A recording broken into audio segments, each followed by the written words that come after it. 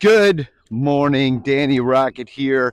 It's Monday. The Cubs just swept the Mets. I'm in Rose Hill Cemetery, and the sun's shining, but it is cold, as you can see from my stocking hat. It's down in the 30s. I'm trying to plant some plants in my new raised bed garden, and I keep looking at the temperature, and I don't trust that they won't freeze and die. So I'm just, you know, holding firm, waiting for it to warm up here in Chicago. Sometimes it takes a while, but Mr. Sun's going to help, that's for sure.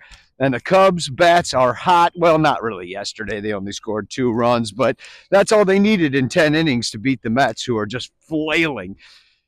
I kind of feel bad for them. Back in the day, I was a bit of a Mets fan.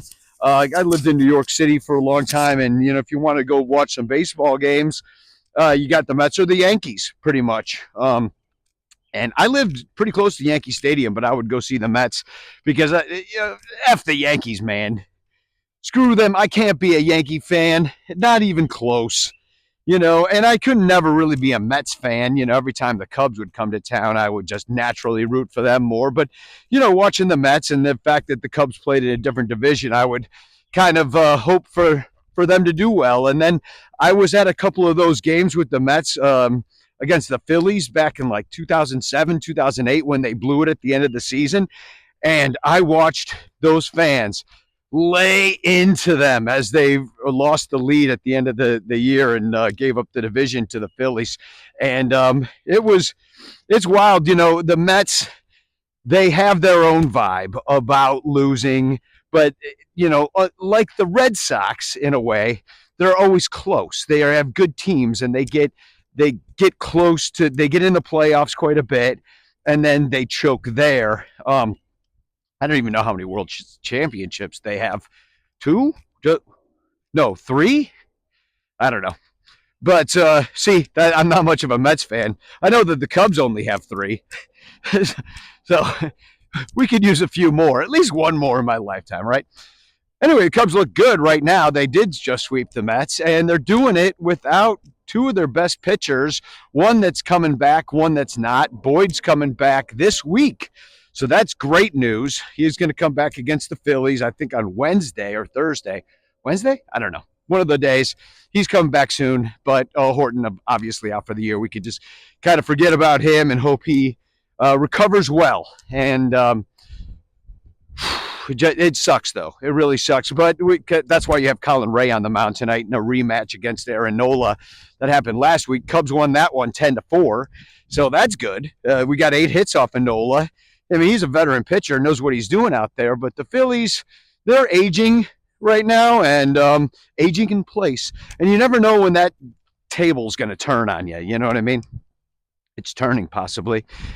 And even though I would love to have like Bryce Harper on the Cubs or Kyle Schwarber never should have left, we all know that. That'll always be a stake in our heart. But, rematch, Nola, Ray, they did an opener last time. Doesn't seem like they're going to do that this time.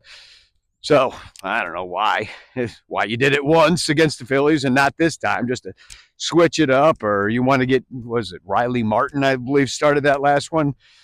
So, is he even on the team right now? I mean, I don't know. It's just all hands on deck, and that includes the Iowa Cubs, possibly even Tennessee.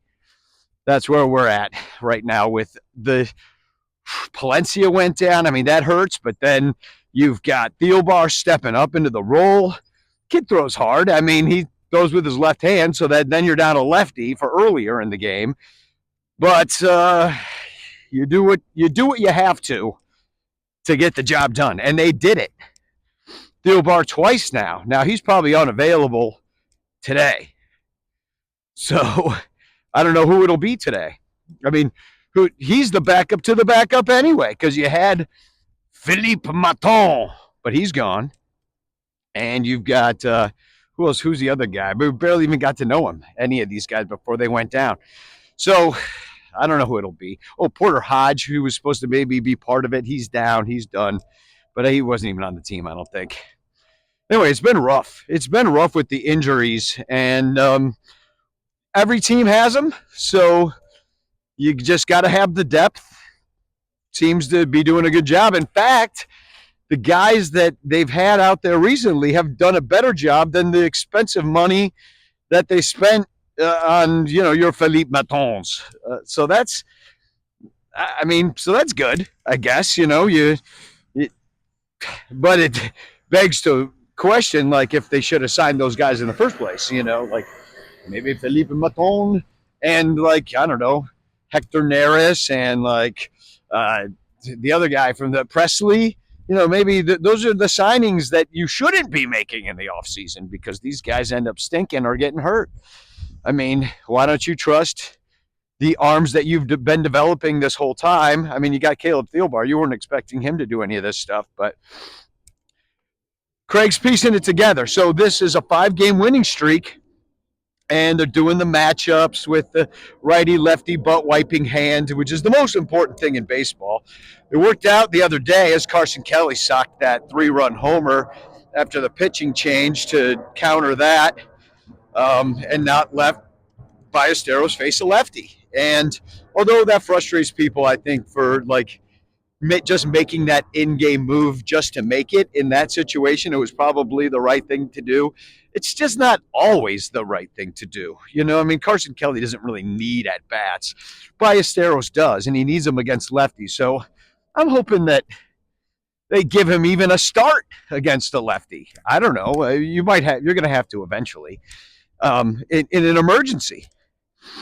Also, you make yourself shorthanded at the end of the game when you do crap like that in the 5th inning. I mean, and granted, the big at bat might be with 2 runs on in the 5th. And so then you do it in the 5th. But it's not always that way. So just don't do it just to do it. I mean, sometimes you look at you run out of room on the scorecard.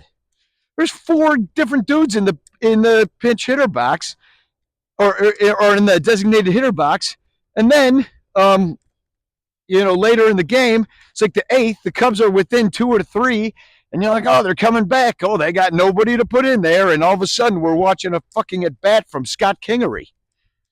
I mean, so it's just too much. It's just a constant knee-jerk reaction to this stuff, and it might be a minor thing. It's just annoying.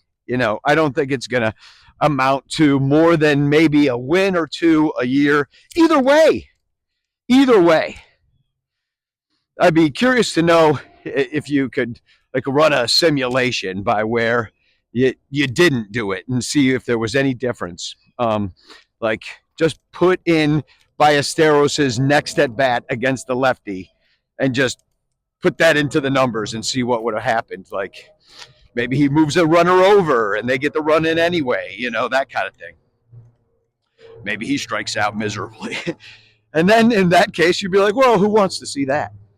I mean, look at PCA versus lefties. They have to let that happen. They're not taking him out of the game. But and it's been tough for him. They pitch him down and in, and he can't hit it. So, but he scored that winning run yesterday, and he jumped up on the bricks there and celebrated with the fans, and then went and celebrated with the team. That's the kind of energy we need on this team, and him not to, play the game the right way. Because, like, back in the day, you show up another team like that and you're dancing on your own bricks and stuff like that, the guy will get thrown at the next day. Not that that should be the way anything goes, but it's the way it used to be. Just any extra show of excitement or emotion is tantamount to getting your head knocked off. So Philly's back in town. We beat them in Philadelphia. These things tend to even out against good teams, so we'll see what happens. Kyle Schwarber will be back. He'll probably stick it up our ass like he did in that first game 1. And people won't even be that mad. They'll more be sad that he's not doing it for us.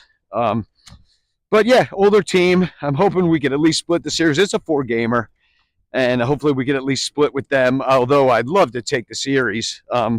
But as I said, because we beat them in Philadelphia and we just saw them, I don't know, might be a little bit of a Donnybrook. The weather is cold. As I said, it'll be cold tonight. Tomorrow looks like the best of the series, and then they got the day game on Thursday, but everything else looks a little chilly. So maybe not a lot of offense except for tomorrow. So I'm going to go tomorrow because it seems like it'll be more fun. Anyway, go Cubs, and hope you have a great day.